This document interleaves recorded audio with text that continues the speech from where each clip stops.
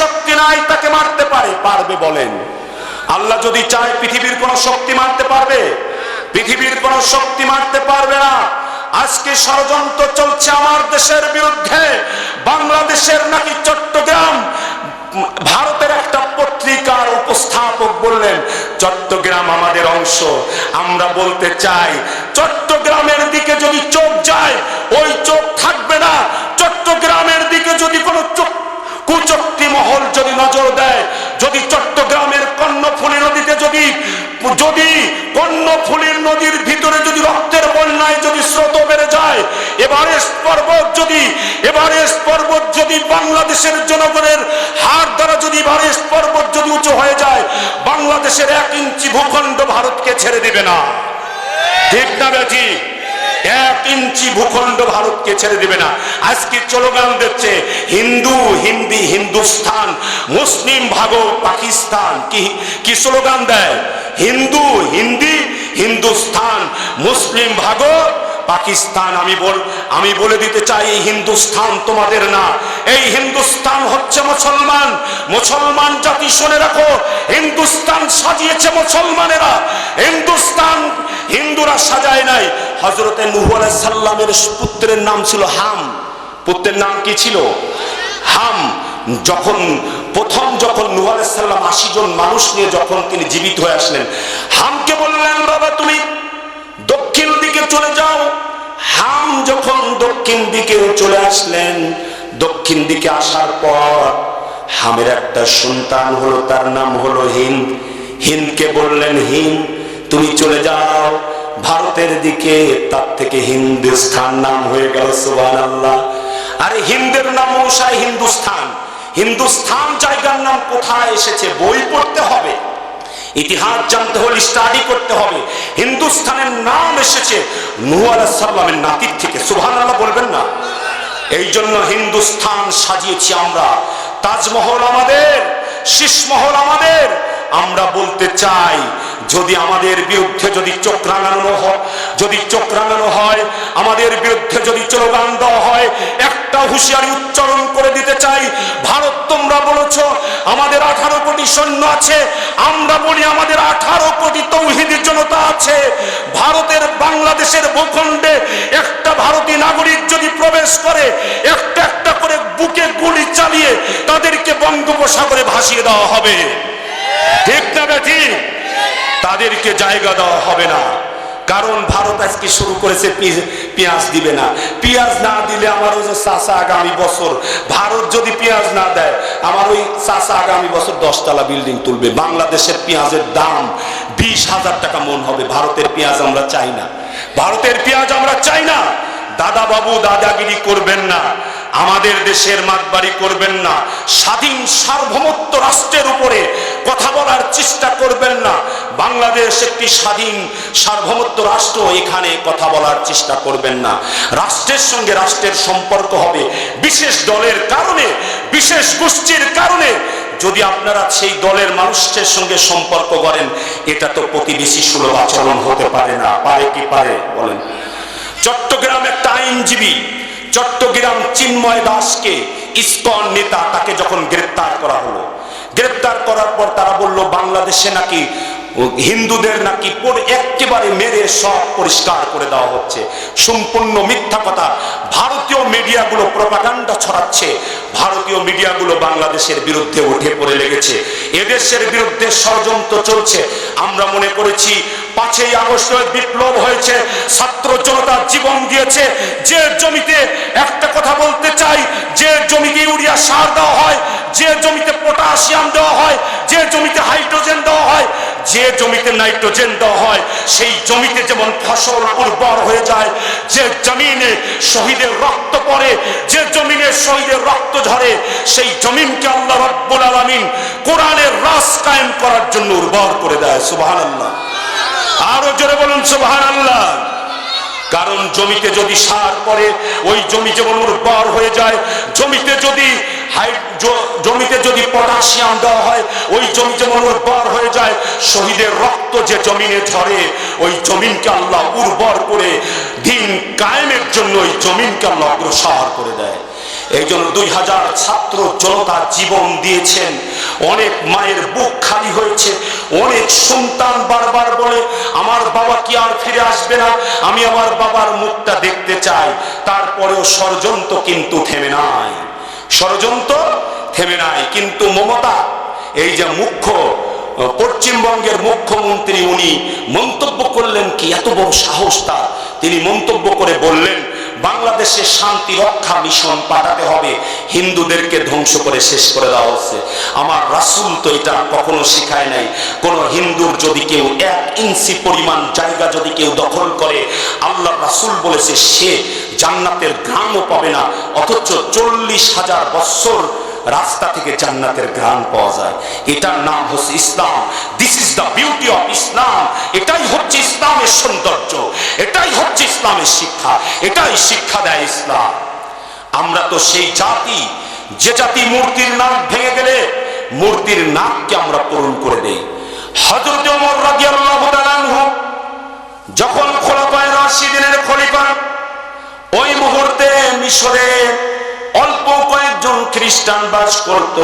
এই খ্রিস্টানদের মূর্তির কে বা কার নাক ভেঙে দিল, কথা বোঝাচ্ছে। তখন আমর ইবনে আস রাদিয়াল্লাহু তাআলা আনহু গভর্নর, আমর ইবনে আস রাদিয়াল্লাহু তাআলা আনহু গভর্নর।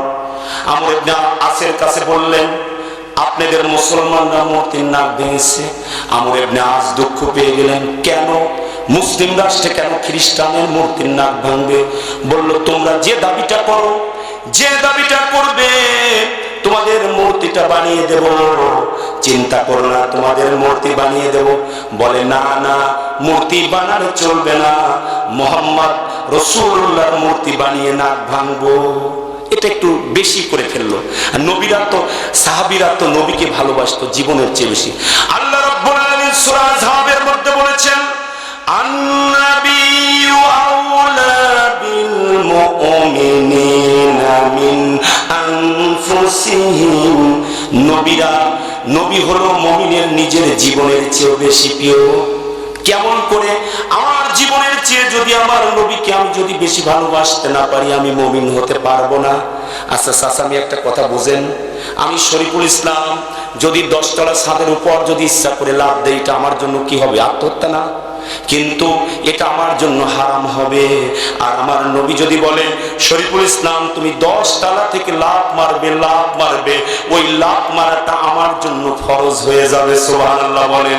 তাহলে আমার জন্য, আমার ব্যক্তিগত কাজের জন্য যেটা করলাম, ওইটা করলে আমার জন্য হারাম, আর যেটা নবী বলল সেইটা আমার জন্য ফরজ হয়ে গেলেন। সাহাবীরা বললেন না না, এই শর্তবাদে যেটা চাও সেইটাই আমরা মেনে নেব। বলল তাহলে আমর ইবনে আসের নাকটা কেটে দেব। কারণ আমাদের মূর্তির নাক কেন ভাঙা হলো? আমর ইবনে আসের নাকটা কেটে দেব। কার নাক কাটবে? আমর ইবনে আস। আমর ইবনে আস বলল দিন ধার্য করো। দিন ধার্য করা হলো। দিন ধার্য করার পর আমর ইবনে আস নাকটা যখন এগিয়ে নিয়ে গেলেন, হাতে তরবারি। ইসলাম কারে বলে? ইসলাম মারামারি জানে না, ইসলাম কাটাকাটি জানে না, ইসলাম ধ্বংস জানে না, ইসলাম অন্য ধর্মের অধিকারকে নষ্ট করতে জানে না, ইসলাম শুধু জানে ভালোবাসা দিতে। আমর ইবনে আসের হাতে তরবারি, নিজে তরবারি তুলে দিলেন আর বললেন আমার নাকটা কেটে ফেলো, তোমাদের মূর্তির নিরাপত্তা দিতে আমরা ব্যর্থ হয়েছি। সুবহানাল্লাহ বলেন। আমর ইবনে আস যখন এগিয়ে গেছে, ওই সময় আরেকজন সাহাবী গেলেন। আরেকজন সাহাবী বললেন আমার নাকটা কাটো। আরেকজন সাহাবী বলছে আমার নাকটা কাটো। আরেকজন সাহাবী বলছে আমার নাকটা কাটো। ঠান্ডা হয়ে গেছে, অবাক হয়ে গেছে। বিশ্বনবী কি সৈন্যগুলো বললেন, আল্লাহর নবী কি সৈন্যগুলি করেছেন, মদিনার নবী কি সৈন্যগুলি করেছেন। একটা মূর্তির নিরাপত্তা দিতে ব্যর্থ হওয়ার কারণে নিজেদের নাকগুলি যারা কেটে দেয় তারা কোনো সাধারণ কোনো মানুষ না, সাধারণ কোনো মানুষ না। আর দেরি নয়, দেরি নয়, আমাদেরকে কালিমা পড়িয়ে মুসলমান বানিয়ে দিন। চিৎকার দিয়ে বলুন সুবহানাল্লাহ। আমরা তো সেই মুসলমান, আমরা তো সেই মুসলমান। মূর্তির যদি নাক ভেঙে যায়, নাক পূরণ করার জন্য নিজের নাক কেটে দেয়, কিন্তু ভারতের এজেন্ডা যেন বাস্তবায়ন করার জন্য যারা এই দেশকে অস্থির করার জন্য, অস্থির পরিবেশ তৈরি করার জন্য যারা ষড়যন্ত্র করছো, প্রতিটা ষড়যন্ত্রের দাঁত ভাঙার জবাব দেওয়ার জন্য এদেশের তৌহিদি জনতা রেডি আছে, ঠিক না বেঠিক? আমরা তো ব্রিটিশ তাড়িয়েছি, আমরা এদেশের মানুষ ঝড় জলোচ্ছ্বাস বিভিন্ন ধরনের দুর্যোগের সঙ্গে, বিভিন্ন ধরনের প্রতিকূল পরিবেশের সঙ্গে যুদ্ধ করে করে আমরা বেঁচে আছি। আর মুসলমান জীবন দিতে জানে, মুসলমান জীবন রাখতে জানে না। কারণ মুসলমান জানে আমি মরব, দুনিয়াটা হচ্ছে জেলখানা, জেলখানার ভিতরে যেমন মানুষ যেমন জেলখানা থেকে জামিন পাওয়ার জন্য পাগল হয়ে যায়, মুমিন যে হবে দুনিয়ার জেলখানা থেকে জামিন পাওয়ার জন্য জান্নাতের জেলখানায় যাওয়ার জন্য সেই মুমিনগুলো পাগল হয়ে যাবে, ঠিক না বেঠিক? একটু জোরে বলেন মানুষজন, আরো জোরে বলুন লিল্লাহে তাকবীর, লিল্লাহে তাকবীর, লিল্লাহে তাকবীর। এই জন্য মনে রাখতে হবে আমরা ব্যবহার জানি। বিশ্ব নবী হলেন সবচেয়ে বড় অসাম্প্রদায়িক নবী। রাসূল সব ধর্মের মানুষকে শ্রদ্ধা করতেন। আমরা ভারত প্রতিবেশী, প্রতিবেশীর সঙ্গে ব্যবহার হবে বন্ধুত্বপূর্ণ, প্রতিবেশীর সঙ্গে ব্যবহার হবে ন্যায্যতার ভিত্তিতে। কিন্তু সেবাদাস বানিয়েছিল বিগত 15.5 বছর নত জানু পররাষ্ট্রনীতির কারণে ভারতকে একের পর এক যে চুক্তিগুলো দেওয়া হয়েছে গোটা জাতিকে আমি জানান দিতে চাই, এই গোপন চুক্তিগুলো জাতির কাছে ফাঁস করতে হবে যে কি ধরনের চুক্তিগুলো ছিল। আর ভারতকে শুধু আমরা দিয়েই এসেছি, আমরা ভারতের 1 টাকাও বেশি চাই না, আমরা 1 টাকাও বেশি দিতে চাই না। আমরা ন্যায্যতার ভিত্তিতে, সমতার ভিত্তিতে, সততার ভিত্তিতে, ইসলামের বিধান অনুসারে আমরা সুষম বন্টন চাই, ঠিক না বেঠিক বলুন? কারণ রাসূল বলেছে হিন্দুর 1 খণ্ড জমি যে দখল করবে সে চিরকাল জাহান্নামে থাকবে। আমরা কেন দখল করব? যদি কেউ হিন্দুর জমি দখল করে, শুনে রাখো হিন্দু ভাইরা, আমরা নাকি সাম্প্রদায়িকতার বীজ বপন করি, আমরা নাকি হিন্দুদেরকে ধ্বংস করে ফেলছি। বাংলাদেশের হিন্দুরা জামাই আদরে থাকে, বাংলাদেশের হিন্দুরা জামাই আদরে থাকে। আমরা সাম্প্রদায়িকতার বীজ বপন করি না। সাম্প্রদায়িকতার বীজ যারা বপন করে তারা হচ্ছে ভারতের কিছু উগ্রবাদ। মসজিদের ভিতরে কয়েকদিন আগে 3 জন মুসলমানকে গুলি করে মারলেন। আর যখন আপনার চট্টগ্রাম ইসকন নেতাকে যখন গ্রেফতার করা হলো, চট্টগ্রাম আদালতে ইসকন নেতাকে যখন গ্রেফতার করা হলো, সাইফুল ইসলামকে নির্মমভাবে তারা যখন শহীদ করে দিলেন, একজন আদালতের যখন আল্লামা সাইদি সাহেবের ফাঁসি হয়েছিলেন, ফাঁসির রায় হয়েছিলেন, তখনও কিন্তু কোনো আদালতে কোনো আইনজীবীকে খুন করা হয় নাই। যখন বড় বড় মিথ্যা মামলা দেওয়া হয়েছিল তখন আদালতে কিন্তু কোনো খুন হয় নাই। আমরা বলতে চাই খুনি যেই হোক, প্রত্যেকটা খুনির দৃষ্টান্তমূলক শাস্তি দিতে হবে। যদি দৃষ্টান্তমূলক শাস্তি যদি না দেওয়া হয়, ক্ষমতায় কে থাকবে, ক্ষমতার মসনদে কে থাকবে, এটা বড় কথা না।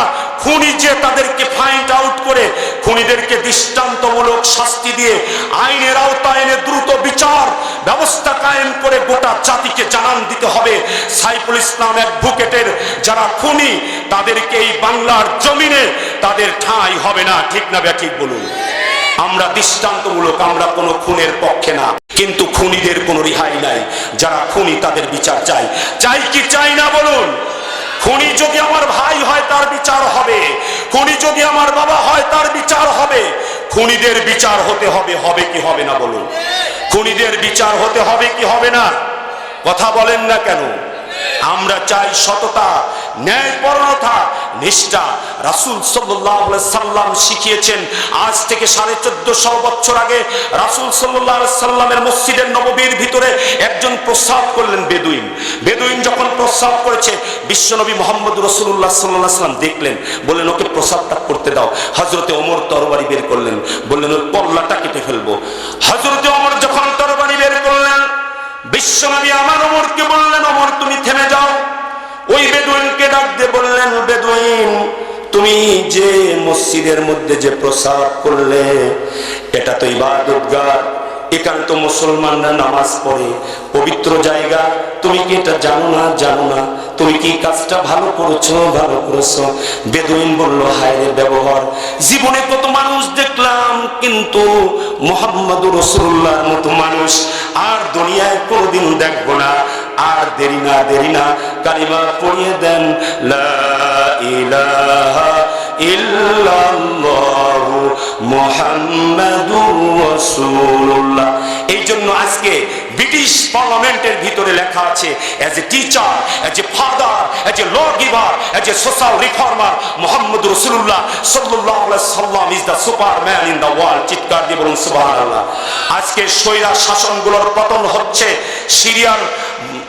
সিরিয়ার আসাদের পতন হয়ে গেলেন, ইসলামের পতাকার কিছুদিন পর পট করে জ্বলবে। বিশ্বনবী মুহাম্মদ রাসূলুল্লাহ সাল্লাল্লাহু আলাইহি সাল্লাম এক সাহাবীর মাথার উপর হাত দিলেন, হাত দিয়ে বললেন, ও সাহাবী, আমার হাত আর তোমার মাথা কতটুকু দূরে? রাসূল সাল্লাল্লাহু আলাইহি সাল্লাম, সাহাবী বলল, ইয়া রাসূলুল্লাহ, হাত আর মাথা তো খুব কাছেই, খুব কাছে না, আমার হাত আর তোমার মাথা কতটুকু দূরে? তে বললো একেবারে নিকটে। তে বলবে, যখন ফিলিস্তিনে যখন দিন কায়েম হয়ে যাবে, ওই সময় তুমি দেখতে পারবা, তখন কিয়ামত খুব নিকটে চলে আসবে। সুবহানাল্লাহ। তাম পৃথিবীতে দিন কায়েমের স্লোগান শুরু হয়েছে। ব্রিটিশ আজকে অশান্তির আগুন ধাউ ধাউ করে জ্বলছে। If you would like to pacify the unrest world, you have to go to the universal book and universal prophet. এই অশান্ত পৃথিবীকে যদি শান্ত করতে চাও, তোমাকে শাশ্বত কোরআনের কাছে যেতে হবে, শাশ্বত বইয়ের কাছে যেতে হবে, শাশ্বত বই এবং শাশ্বত নবীর কাছে যেতে হবে। যখন সংসদ সদস্য এটা দাঁড়িয়ে বলেছিলেন, তখন স্পিকার আর বুঝতে পারে নাই, তখন বলেছে, মুহাম্মদুর রাসূলুল্লাহ সাল্লাল্লাহু আলাইহি সাল্লাম ইজ দ্য ইউনিভার্সাল প্রফেট আর the holy Quran is the universal book. পৃথিবীতে শান্তির সুখের ঠিকানা একমাত্র কোরআন আর মুহাম্মদুর রাসূলুল্লাহ। চিৎকার দিয়ে বলুন সুবহানাল্লাহ। মাছ যেমন পানির মধ্যে শান্তিতে থাকে, পাখি যেমন খোলা আকাশে শান্তিতে থাকে, বনের ভিতরে বাঘ যেমন শান্তিতে থাকে, কোরআন এবং মুহাম্মদের আদর্শ যারা ধরবে, তাদের জীবনে এইরকম শান্তি আর শান্তির ফলগুধারা দুনিয়ার জিন্দেগিতে থাকবে, কিন্তু জান্নাতের শান্তি সে দুনিয়াতেই ভোগ করবে। সুবহানাল্লাহ। এই জন্য বিশ্বনবীর আদর্শের কোনো বিকল্প নাই। রাসূল সাল্লাল্লাহু আলাইহি সাল্লাম আমাদেরকে শিখিয়েছেন অন্য ধর্মের মানুষকে কিভাবে সম্মান করতে হয়। ইহুদির লাট চলে যাচ্ছে, নবীজি আমার সাহাবীদের নিয়ে বসে আছেন, বিশ্বনবী আমার সাহাবীদের নিয়ে বসে আছেন। এমন সময় কার লাশ যায় ভাইজান? কার লাশ চলে যাচ্ছেন নাকি? ইহুদির লাশ। কার লাশ? ইহুদির লাশ। আল্লাহর নবীজি আমার দাঁড়িয়ে গেলেন, সাহাবীরা বললেন, ইয়া রাসূলুল্লাহ, ইয়া হাবিবাল্লাহ, এটা তো ইহুদির লাশ, আপনি কেন দাঁড়ালেন? আল্লাহর নবী রাগ হয়ে গেলেন। নবী বললেন, আমি মানবতাকে স্যালুট করার জন্য এসেছি, আমি এই পৃথিবীতে মানবতাকে স্যালুট করার জন্য এসেছি। কে ইহুদি? কেন তুমি ভাগ করলা? ওয়ালাকাদ কাররামনা বানি আদম। আল্লাহু আকবার। আল্লাহ রাব্বুল আলামিন বলেছেন, আমি মানব জাতিকে সম্মানিত করেছি। লাকাদ খালাকনাল ইনসানা ফি আহসানি তাকওয়ীম। আল্লাহু আকবার। আমি মানুষকে সম্মান করার জন্য এসেছি, মানবতাকে সম্মান করার জন্য এসেছি। কে ইহুদি কে খ্রিস্টান এটা ভাগ করার জন্য আমি আসি নাই। আজকে তো খালি ভাগ যোগ করে ফেলাই, ভাগ অমুক ভাই, অমুক এই দল, অমুক এই তরিকায়। মনটা তো ছোট কেন? রাসূলের আদর্শ কোথায় রাখলেন? রাসূলের আদর্শ যদি থাকে এত ভাগ করতে পারবেন না। এক জায়গায় আমরা সব এক কাতারে দাঁড়াবো। কোনো ভাইয়ের ভুল থাকলে তাকে বলবো, ভাই আপনার ভুল আছে, এটাকে সংশোধন করে নেন। এটা কোথায় পেয়েছেন? এই ভাগ আর বিভাজন করবেন না, এই ভাগ আর এই বিভাজন করবেন না, এই ভাগ বিভাজন করা যাবে না। মনে থাকবে তো? আমি পবিত্র কোরআন থেকে, আমার সময় কয় মিনিট বলতে হবে, কয়টা পর্যন্ত আমি ওয়াজ করবো, আমি তাফসির করবো। একটা ছোট্ট একটা সূরা, খুব গুরুত্বপূর্ণ তাফসির, মা বোনেরা শুনবেন। 11টা পর্যন্ত সকলে আমার সঙ্গে, সকলে আমার সঙ্গে সঙ্গে পড়ুন। আউযু বিল্লাহি মিনাশ শাইতানির রাজিম। বিসমিল্লাহির রহমানির রহিম। কুল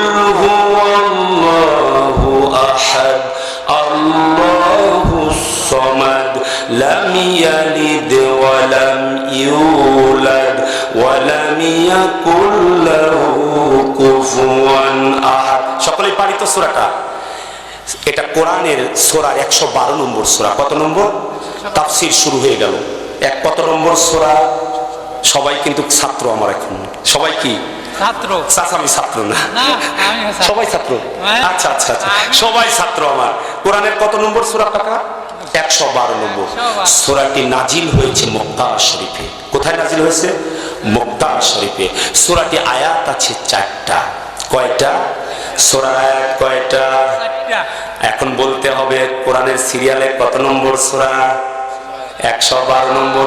নাজিল হয়েছে কোথায়? আয়াত কয়টা? 4টা। আল্লাহ বলে কুল হুয়াল্লাহু আহাদ, আল্লাহ এক।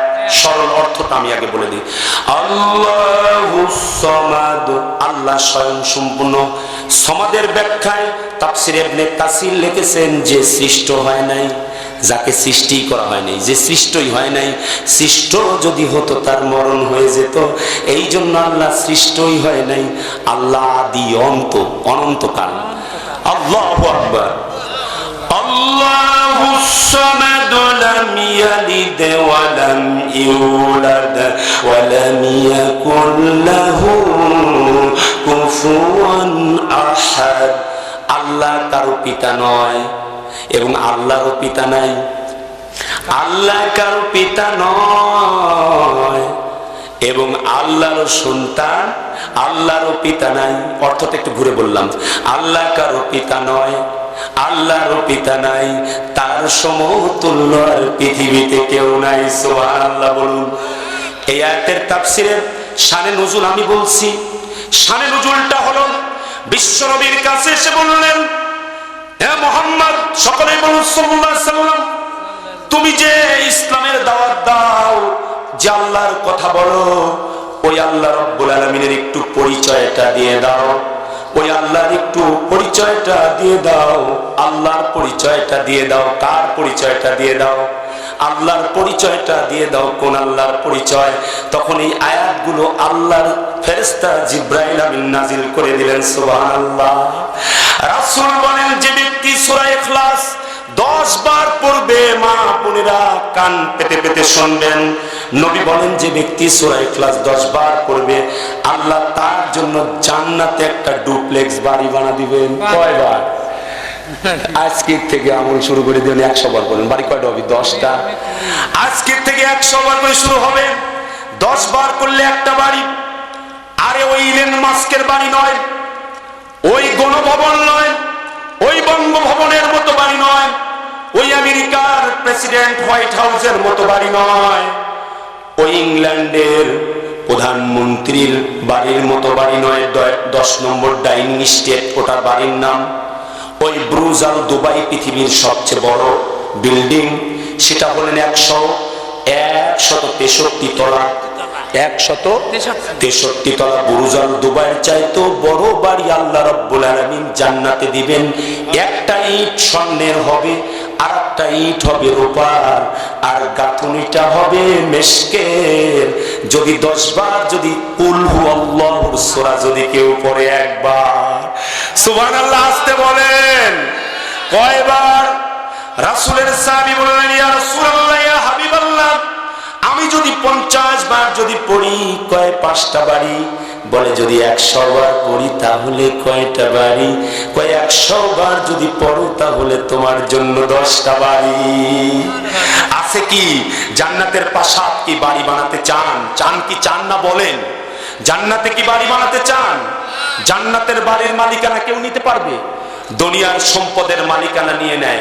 আমি আমার সম্পদের আমি বলতে পারবো আমার হাতেই সম্পদ থাকবে। দুনিয়ায় আল্লাহ কোনো কিছুর মালিকানা আল্লাহ দেয় নাই, সবকিছুর মালিকানা আল্লাহ কেড়ে নিয়েছে। হাত দিয়েছে, হাতের মালিকানা দেয় নাই। এই জন্য এই হাত যা খুশি তাই করতে পারে না। চোখ দিয়েছে, চোখের মালিকানা দেয় নাই। এই জন্য চোখ যা খুশি তাই করতে পারে না। এই হাত দিয়ে আমি কাউকে চড় দিতে সহজেই পারি না। এই হাত দিয়ে অন্য নারীকে আমি ধরতে পারি না। ঠিক না ব্যাঠিক বলুন? কিন্তু আল্লাহ বলে, জান্নাতে তুমি যখন যাবা আমি দলিলটা রেজিস্ট্রি করে দেবো।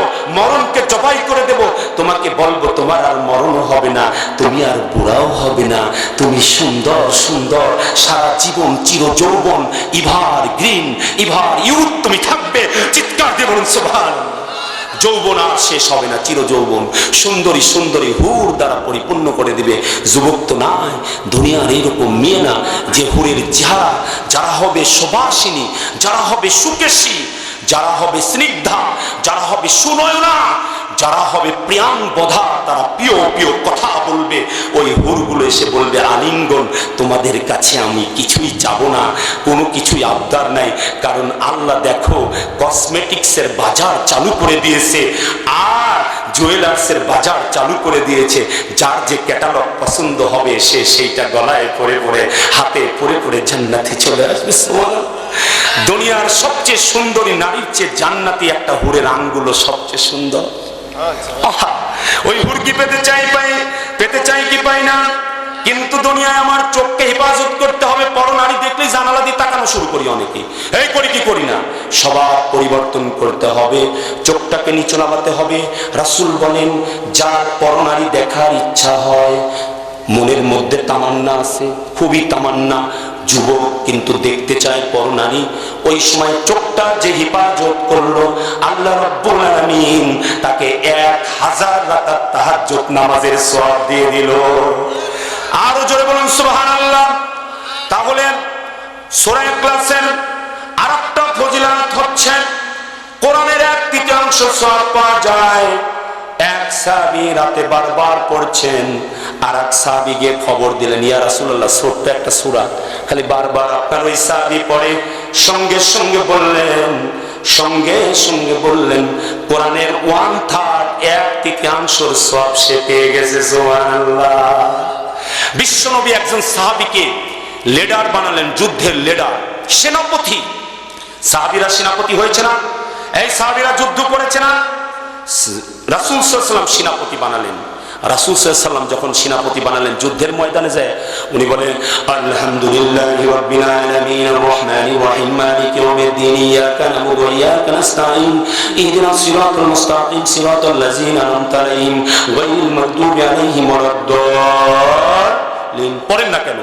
কুল হুয়াল্লাহু আহাদ আল্লাহুস সামাদ লাম ইয়ালিদ ওয়া লাম ইউলাদ ওয়া লাম ইয়াকুল লাহু কুফুয়ান আহাদ। এই আয়াত খালি এই সূরা দিয়ে নামাজ পড়ায়।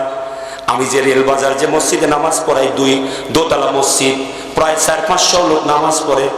আমি বলি যে আমি যদি এই সূরা দিয়ে যদি 2 জমায় যদি নামাজ পড়াই, ইমামকে বলবে তোমার ইমামতি খায়া দিলাম, যা কালকে থেকে আর তোমার ইমামতি দরকার নাই, কারণ তোমার মসজিদে প্রায় 20 জন হাফেজ নামাজ পড়ে তোমার পিছনে, তো এত বড় মসজিদে তুমি ইমামতি করতে আসিস, খালি সূরা ইখলাস শুরু করিস, ইমামতি খায়া দিবি সাথে সাথে, খাবি কি করে খাবে না।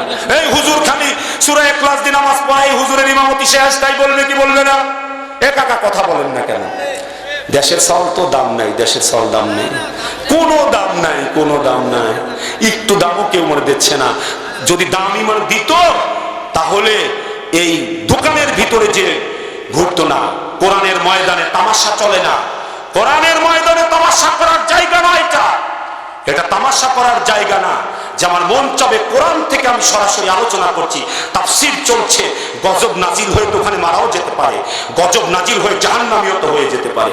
তামাশা করে এখানে সেখানে ঘোরা এটা তো ঠিক না। ময়দানের মধ্যে আসে বসলে সওয়াবটা বেশি হয় না? গজব নাজিল হতে তো সময় লাগে না। আমি শরীফুল ইসলাম এখান থেকে নাও নামতে পারি, আমার মরণ হয়ে যেতে পারে। আমি গত 2 দিন আগে আমি আমার কলিজা এক ঘনিষ্ঠ বন্ধু, 40 বছর বয়স হয় নাই, আমি তার জানাজায় আমি দাঁড়িয়ে, আমি চোখের পানি আমি ধরে রাখতে পারি না।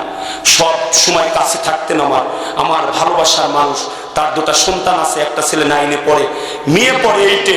আমি বাড়িতে রাত্রি গিয়ে আমি দাঁড়িয়ে বলেছি তোমার সন্তানের লেখাপড়ার দায়িত্ব আমি নিজে নিয়ে নিলাম। আমি এই 2 বছর আপাতত এসএসসি পর্যন্ত যত পড়াশোনার দায়িত্ব আমি নিজে নিয়ে নিলাম। ওই মহিলা স্বামীর সঙ্গে কাতর, কিন্তু বলছে স্যার আপনার কথা শুনে আমার কলিজা ভরে গেছে, আমি শক্তি পাচ্ছি। আর আপনারা গ্রামের মানুষ কোথায় যায় ঘোরেন, একটু যা বসলে একটু কি ক্ষতিটাই বা হয়ে যায়। নাই ধরলাম ওয়াজ আমি জানি না, কিন্তু বসতে তো হবে একটু নাকি? মহল্লার মধ্যে ওয়াজ দিয়ে আপনারা কোথায় কোথায় যা ঘোরেন, এটা বড় কষ্ট লাগে। এইরকম ময়দানে তো ওয়াজ করা যায় না। আমি আসরের পর আপনাদেরকে আমি হলফ করে বলতে পারি, আমি আসরের পর আল্লাহর রহমতে আমি আসরের পরও যদি কোথায় ওয়াজ করি শিখানোর লোক হয়ে যায়। আসরের পরও যদি ওয়াজ করি, বক্তা অত বড় না কিন্তু আল্লাহর রহমত, কারণ আমার বাবা কোনোদিন বেয়াদবি শিখায় নেই, কোনো মানুষের সঙ্গে আমি বেয়াদবি করি না। যার সঙ্গে দেখা হয় সালামটা দেই কি দেই না, দেই কি দেই না, সালাম দেই না যার সঙ্গে দেখা হয়। নিজেকে বড় মনে করি না, আমি মনে করি এখানে যতগুলো মানুষ আছে সবার চেয়ে অযোগ্য হলো আমি, এটা আমি সব জায়গায় মনে করি। আল্লাহকে বলছি, আল্লাহ আমি সবচেয়ে অযোগ্য, আল্লাহ এই গোলামকে যেন ইসলামের খাদেম বানিয়ে দিও। সকলে বললো আমি। আমি শুধু চাই আপনাদের ভালোবাসা, আমি চাই দুবলা পড়ার মানুষের ভালোবাসা, আমি চাই আপনাদের হৃদ্যতা, আমি চাই আপনাদের মহব্বত। আমি আপনাদের কাছে টাকাও চাই না, পয়সাও চাই না, কারণ আমি আল্লাহর রহমতে আমি যত স্টুডেন্ট পড়াই আমি সঙ্গে সঙ্গে বলে দিই, ইয়াতিম যে আসো, যার বাবা মারা গেছে আমাকে টাকা দিবে না, আমি তোমাদের টাকা আমি চাই না। ইয়াতিম বাচ্চাদেরকে আমি ফ্রি করে দিয়েছি। এবং এই বিগত আওয়ামী লীগের সময় আমাদের প্রিন্সিপাল তো এমপি সাহেবের সবচেয়ে কাছের লোক ছিল, সবচাইতে কাছের লোক। আমি ছাত্রদের কাছ থেকে 15,000 টাকা কম নেওয়ার কারণে আমার বেতন থেকে 15,000 টাকা উনি বললো আমি কেটে নেবো, আপনার চেক থেকে আপনার 15,000 টাকা কেটে নেবো। আমি বলেছিলাম 15,000 কেন, আমার টাকা যদি বেতনের সব টাকাও যদি কেটে নেন, আমি আমার মরালিটি থেকে আমি 1 ইঞ্চি দূরে সরব না, কারণ আমি শরীফুল ইসলাম আপনার স্কুলের 10 পয়সাও আমি ভক্ষণ করি নাই। গোটা জাতি সাক্ষী আছে, গোটা মানুষ সাক্ষী আছে। আমি যখন বলেছিলাম উনি বলছে যে সব স্যার আমাকে বলছে যে না, উনার দ্বারা এই কাজ হবে না, উনি কখনো এই 1 টাকা খাওয়ার মানুষ উনি না। তখন উনি সাহস পায় নাই, এখন উনি পালিয়ে বেড়াচ্ছে, কলেজে যেতে পারে না, চাকরি নাই, কারণ মানুষের টাকা যেভাবে খেয়েছে, আত্মসাৎ করেছে, কাল কিয়ামতের ময়দানে মাথায় করে উঠবে এই টাকাগুলো। পরে টাকা যারা খায় কিয়ামতের ময়দানে মাল সহ তারা উঠে পড়বে। আপনি দেখবেন রাষ্ট্রীয় সম্পদ যারা চুরি করেছে তাদের উদ্দেশ্যে আমি বলতে চাই, কাল কিয়ামতের ময়দানে 18 কোটি মানুষের সামনে চোর হিসাবে আপনি বিবেচিত হবেন। 18 কোটি মানুষের সামনে আপনাকে চোর হিসাবে ডাক দেওয়া হবে। আপনি দেখবেন আপনার ভ্যাটের টাকা, আমার দেশের দিন মজুরির টাকা, আমার দেশের খেটে খাওয়া মেহনতি মানুষের টাকাগুলো যারা চুরি করেছে, চুরি করে বিদেশে পাচার করেছে। আমি বেশি কথা বলতে চাই না। সাবেক ভূমিমন্ত্রী সাইফুজ্জামান নাম, ওনার বাড়ি চট্টগ্রাম, নাম ধরলে গীবত হয়ে যাবে। সাইফুজ্জামান বলে আমি যে জুতা পরি ওই জুতাটা তৈরি হয় ইংল্যান্ডে, ওনার জুতা জোড়ার দাম হচ্ছে 9 লক্ষ টাকা। তার বাড়ি পাওয়া গেছে, তার ইংল্যান্ডে তার 350 বাড়ির হদিস পাওয়া গেছে। ইংল্যান্ডে 350 বাড়ির হদিস পাওয়া গেছে। যে টাকা বিদেশে পাচার হয়েছে, সৎযোগ্য নেতৃত্ব যদি আজকে থাকতো, বাংলাদেশের সন্তানদের মালয়েশিয়ায় গিয়ে কাজ করতে হতো না, মায়ের বুক খালি করতে হতো না, বাংলাদেশের সন্তানদেরকে কোথায় যেতে হতো না, বাংলাদেশ মালয়েশিয়া হয়ে যেত, বাংলাদেশ সিঙ্গাপুর হয়ে যেত। এত টাকা পাচার হয়েছে আমাদের দেশ থেকে। ক্ষমতার মসনদে কে বসবে ওটা আমার মাথা ব্যথা নয়। আমরা চাই সৎযোগ্য নেতৃত্ব, যার দ্বারা এদেশের মানুষের সম্পদ সুষম বন্টন হবে, সেই ক্ষমতায় আসুক। এই ক্ষমতাশীলদেরকে কারা কারা ক্ষমতায় আনতে চান 2 হাত তুলে দেখিয়ে দিন। লিল্লাহি তাকবীর, লিল্লাহি তাকবীর। আল কোরআনের আলো, আল কোরআনের আলো, সংসদে জ্বলো। আমরা দেখতে চাই যিনি নামাজি, নেতা হবে নামাজি, নেতা হবে দাড়িওয়ালা, নেতা হবে টুপিওয়ালা, যে নেতা মানুষের ত্রাণের টিন মেরে খায় না, যে নেতা চাউল মেরে খায় না, এই রকম নেতা বানান, এই রকম নেতা তৈরি করেন, দেখবেন আপনার জীবন ধন্য হয়ে যাবে। এদেশ মালয়েশিয়া হতে সময় লাগবে না, এদেশ ইন্দোনেশিয়া হতে সময় লাগবে না, এদেশ সিঙ্গাপুর হতে সময় লাগবে না। আমি আস্তে আস্তে শেষের দিকে, আমি দানের দিকে আসব। সেনাপতিকে যখন নিয়োগ করলেন, সূরা ইখলাস শুধু বারবার পড়েন। আল্লাহর নবীর কাছে বিচার দেওয়া হলো।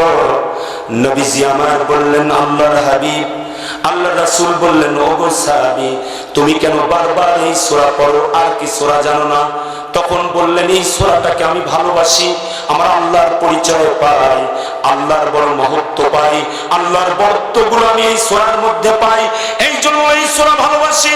সব সাহাবীকে ডাক দিয়ে বললেন, ও সাহাবীরা তোমরা সাক্ষী থাকো, আল্লাহকে ভালোবাসার জন্য সূরা ইখলাস যে পড়ে আল্লাহও তাকে ভালোবাসা শুরু করে দেছে। আল্লাহ যারে ভালোবাসে তার কোনো ভয় আছে? আল্লাহ যারে ভালোবাসে তার কোনো ভয় আছে? আল্লাহ রাসূল মদিনার রাস্তা দিয়ে একদিন হেঁটে হেঁটে চলে যাচ্ছেন, একজন সাহাবী সূরা কাফিরুন তেলাওয়াত করছে। কি তেলাওয়াত করছে? সূরা কাফিরুন তেলাওয়াত করছে। নবীজি আমার বললেন, সূরা কাফিরুন যে তেলাওয়াত করে আল্লাহ তাকে শিরক থেকে মুক্ত দিয়ে দেয়। সুবহানাল্লাহ। আস্তে বলবেন, বাড়ি যায় বলেন, আরো জোরে। আরেকজন আরো দূরে যখন সামনে চলে গেলেন, আরেকজন সাহাবী সূরা ইখলাস তো বুঝতে পারছেন, কুল্লু আল্লাহু আহাদ আল্লাহুস সামাদ লাম ইয়ালিদ ওয়া লাম ইউলাদ ওয়া লাম ইয়াকুল লাহু কুফুয়ান আহাদ। এই আয়াত যখন তেলাওয়াত শুনছেন, আল্লাহর নবী বললেন সূরা ইখলাস পড়লো মানে ওর জীবনের সব গুনাহগুলোই আল্লাহ মাফ করে দিল। বসন্তকালে পাতা যেমন ঝরে যায়, সূরা ইখলাস পড়লে গুনাহ ঝরে যায়। আরো আসতে বলেন সুবহানাল্লাহ। বসন্তকালে পাতা যেমন ঝরে যায়, সূরা ইখলাস পড়লে এইরকম গুনাহগুলি ঝরে যায়। পড়বেন তো এখন থেকে মা বোনেরা, কান পেতে পেতে শুনুন, সূরা ইখলাস তেলাওয়াত করবেন। আল্লাহ রাব্বুল আলামিনের এক সাহাবী যখন মারা গেলেন, এক সাহাবী ইন্তেকাল করলেন। ওই সাহাবী ইন্তেকাল করার পর নবীজি আমার দেখে আসমান থেকে জিবরাইল নাজিল হয়ে গেলেন। আর জিবরাইল আলাইহিস সালাম ৭০,০০০ ফেরেশতা নিয়ে জমিনে চলে আসলেন। জমিনে আসার পর নবী অবাক হয়ে গেলেন। চাচা ঘুমাচ্ছেন নাকি? না। নবীজি আমার পাটা উঁচু করে ধরলেন, কারণ ফেরেশতাদের চাপ এসে আল্লাহ রাসূলের পায়ের গোড়ালিটা উঁচু করেছেন ফেরেশতাদের চাপে। আল্লাহর নবী বিশ্ব নবী জনাবে মুহাম্মদুর রাসূলুল্লাহ সাল্লাল্লাহু আলাইহি সাল্লামের ওই সাহাবীর ৭০,০০০ ফেরেশতা জানাজায় শরীক হলেন। ৭০,০০০ সাহাবী যখন জানাজায় শরীক হয়ে গেলেন, আল্লাহ নবী জিবরাইলকে ডাক দিয়ে বললেন, ভাই জিবরাইল, এ কি আমল করে? আমি তো জানি সাধারণ সাহাবী, এত বড় কি ভালো কাজ করেছে? নবীজিকে জবাব দিলেন, ইয়া রাসূলুল্লাহ, তার একটা অভ্যাস ছিল, সে দাঁড়ানো অবস্থায় সূরা ইখলাস পড়তো। সুবহানাল্লাহ। সে বসা অবস্থায় ইখলাস পড়তো, সে শোয়া অবস্থায় ইখলাস পড়তো। আল্লাহু আকবার। সব ক্ষেত্রে সে সূরা ইখলাস পড়তো। আল্লাহ রাব্বুল আলামিন বলেন যে দাঁড়ানো অবস্থায়, বলেন দাঁড়ানো অবস্থায়, বলেন দাঁড়ানো অবস্থায়, বলেন দাঁড়ানো অবস্থায়, বসা অবস্থায়, শোয়া অবস্থায় যারা সূরা ইখলাস পড়বে, চলা অবস্থায়, চলন্ত অবস্থায়, গাড়ির মধ্যে বসা মা বোনেরা কাজ করবেন, ঝাড়ু দিবেন আর সূরা ইখলাস পড়বেন, আপনিও মরবেন। আপনার মরণের পর জান্নাত থেকে আল্লাহ রাব্বুল আলামিন জান্নাতের ছবিটা আপনার সামনে নিয়ে আসবে, আর ৭০,০০০ ফেরেশতা আপনার জন্য পাঠিয়ে দিবে। তাফসীর হচ্ছে কোন সূরা? সূরা ইখলাস। আমি শেষের দিকে চলে আসছি, কারণ আদায় করতে হবে, প্রধান বক্তাকে আনতে হবে। তাফসীর হচ্ছে কোন সূরা? সূরা ইখলাস। সূরা কত নম্বর সূরা? দেখি তাফসীর মনে রাখছে কারা? কত নম্বর সূরা? আয়াত কয়টা? নাজিল হয়েছে কোথায়? সব তো মুফাসসির এখানে। আল্লাহু আকবার। সব মুফাসসির হয়ে গেছে। সব মুফাসসির প্রত্যেকটা মানুষই মুখস্থ করে নিলেন। এই জন্য আল্লাহ রাব্বুল আলামিন তাদেরকে জান্নাতি বলে ডাক দিয়ে দিবেন। সুবহানাল্লাহ। আল্লাহর নবী মসজিদুল কুবার নাম শুনেছেন? মসজিদুল কুবা হলেন যে মসজিদে কুবায় যদি ১ রাকাত নামাজ পড়া যায়, আল্লাহ রাব্বুল আলামিন উমরার সওয়াবটা দিয়ে দেয়। সুবহানাল্লাহ বলবেন না? মসজিদুল কুবার মধ্যে ১ রাকাত নামাজ পড়লে উমরার সওয়াব হয়ে যায়। সেই মসজিদুল কুবায় একজন ইমাম নিয়োগ দিলেন। ইমাম কি করে? ৩টা সূরা পড়ে। কয়টা? ৩টা। কয়টা? সূরা ফাতিহা পড়ে, তারপর আবার ইখলাস পড়ে, তারপর আর একটা সূরা মিলায়, আর কি সূরা বা আয়াতের অংশ। সূরা ফাতিহা পড়ে, কুল হুয়াল্লাহু আহাদ পড়ে, আল্লাহ কুল হুয়াল্লাহু আহাদ আল্লাহুস সামাদ লাম ইয়ালিদ ওয়া লাম ইউলাদ ওয়া লাম ইয়াকুল লাহু কুফুয়ান আহাদ, এটা পড়ে। ওর সাথে আবার একটা সূরা ধরেন পড়ে। কয়টা সূরা পড়ে? 3টা।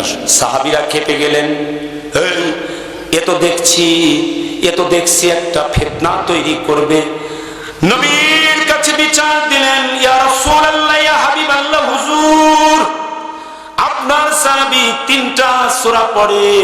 সাহাবীকে তলব করলেন, সমন জারি করলেন, ও সাহাবী শোনো, কেন তুমি এইরকম করলা? সাহাবী বলে, ইয়া রাসূলুল্লাহ,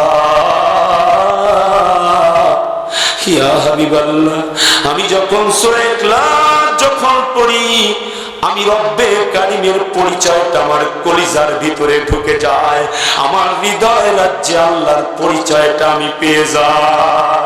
আল্লাহু আকবার বলবেন না? আমার মনে যেন হয় আমি আল্লাহকে দেখছি, আমার মনে যেন হয় আল্লাহর বরত্ব আমি দেখছি, আমার মনে যেন হয় আল্লাহর মহত্ব আমি দেখছি, আমার মনে যেন হয় আল্লাহ রাব্বুল আলামিনের আজমত আমি দেখতে পাচ্ছি।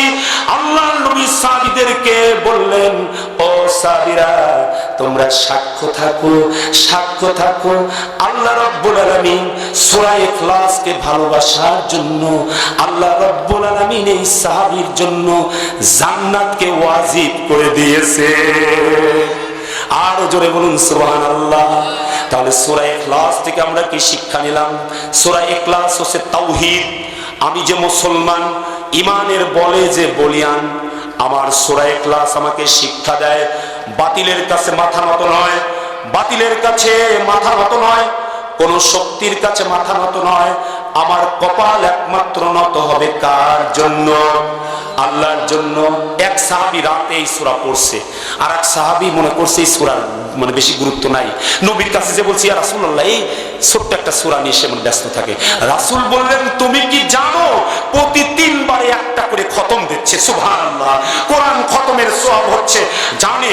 আর রাসূল সাল্লাল্লাহু আলাইহি ওয়াসাল্লাম জানতেন আমার উম্মতের হায়াত কম, আমার উম্মতের মধ্যে সীমাবদ্ধতা আছে, সকলেই কোরআন মুখস্থ করতে পারবে না, সকলের মেধাও ভালো না, সকলের ব্রেন কি সমান। উম্মতকে জান্নাতি বানানোর জন্য যেনই আল্লাহ বললেন, আমি সূরা ইখলাস পাঠিয়ে দিলাম। মুহাম্মদ সাল্লাল্লাহু আলাইহি ওয়াসাল্লামের উম্মতেরা শুনে রাখো, তোমাদেরকে জান্নাতি বানানোর জন্য ইখলাস পাঠিয়ে দিলাম। রাত্রি 3 বার পড়বাতে এক খতম করে সওয়াব হয়ে যাবে। তুমি 10 বছর প্রতিদিন 3 বার করে পড়বে, তুমি 10 বছরে একদিনও কোরআন খতম মিস হবে না। আর তুমি মরবা, যখন তুমি মরবা তখন জান্নাত তোমার চোখের সামনে তুলে ধরা হবে। মোবাইল ফোনে যেমন যে কোনো ছবি চোখের সামনে আসে, মরবা এইরকম জান্নাতটা চোখের সামনে আল্লাহ তুলে ধরবেন। ওই জান্নাতটা দেখতে দেখতে আমরা আল্লাহর কাছে চলে যাব। আল্লাহ তখন ডাক দিয়ে বলবেন, ইয়া আইয়াতুহান নাফসুল মুতমাইন্না ইরজিই ইলা রাব্বিকি রাদিয়াতাম মারদিয়া ফাদখুলি ফি ইবাদি ওয়াদখুলি জান্নাতি। আল্লাহ বলবে, বান্দারে, জেলখানা থেকে যখন কেউ বের হয়ে যায়, ফুলের মালা গলায় দেয়, আমার নেতা তোমার নেতা বলে কি বলে না? আল্লাহ রাব্বুল আলামিন ডাক, দুনিয়ার জিন্দেগিতে তুমি জেলখানার মধ্যে ছিলে, তোমাকে আজকে থেকে আর জেলখানায় যেতে হবে না। আমি 500 ফেরেশতাকে ফুলের মালা দিয়ে পাঠিয়ে দেব।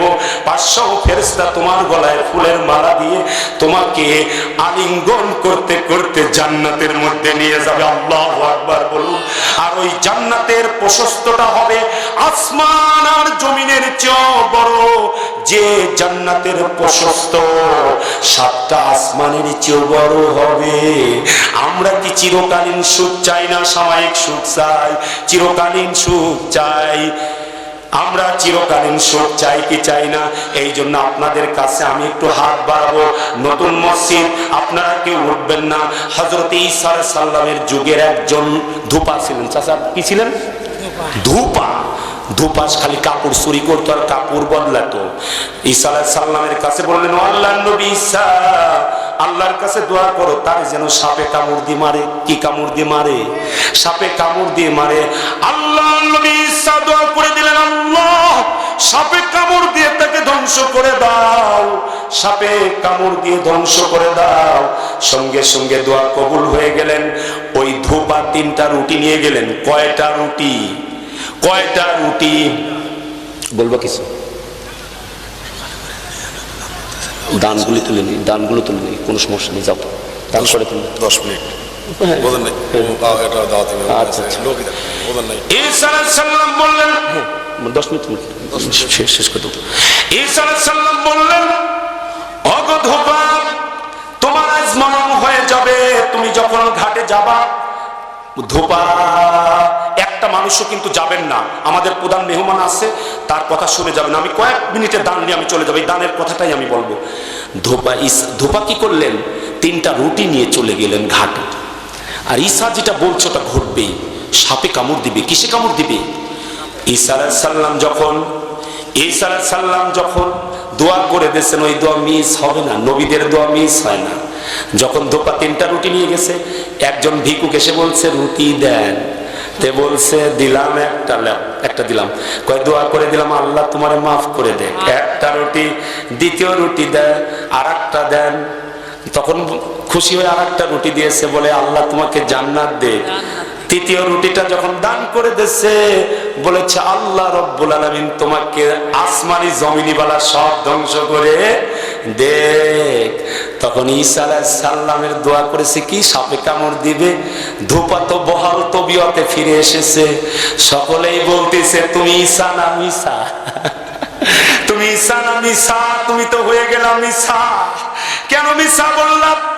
ঈসা নবীর মুখটা লাল হয়ে গেলেন।